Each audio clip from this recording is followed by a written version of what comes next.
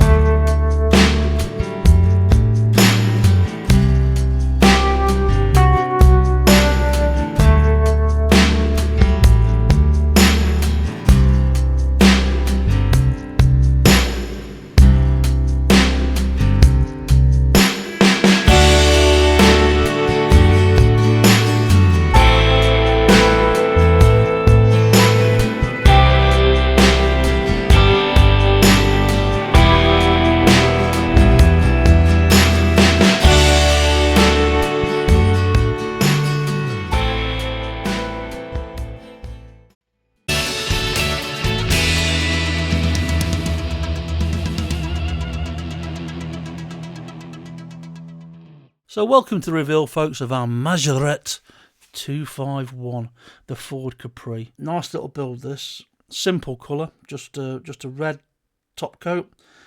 I bleached the roof so it's come up nice and white again. And as Laz has done in one of his videos, I've used the silver Posca pen to highlight the wheel hubs, and they've come out really nice. I'm really impressed with that Posca pen. Worth getting a hold of one if you can find one. I got mine from the range. What else? Yeah, I mean, if you're new to the hobby, you can't beat doing a Majorette. They're simple to take apart, and they've got a fantastic little inbuilt chassis. It's only a spring wire. It's so easy to take apart and so easy to put back together. And that's it. She looks nice. So this is PJ signing off till next time, and I'll catch you soon. Cheers.